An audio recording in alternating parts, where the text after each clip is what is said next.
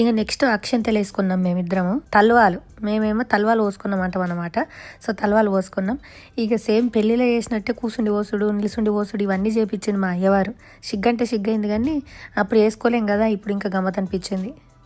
మేమేమో మంచిగా మేము పెళ్లి చేసుకున్న గుళ్ళే పెళ్లి చేసుకోవాలని మస్తు ఆశపడ్డాం కానీ అది జరగలేదు.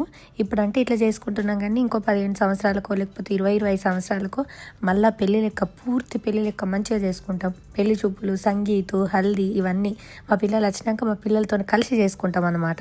అందుకోసం ఈసారి ఇంతే సింపుల్గా కానిచ్చేసినాం. మా వాళ్ళ కోసం మా కోసం చేసుకున్నాం, నెక్స్ట్ మా పిల్లల కోసం చేసుకుంటాం అనమాట.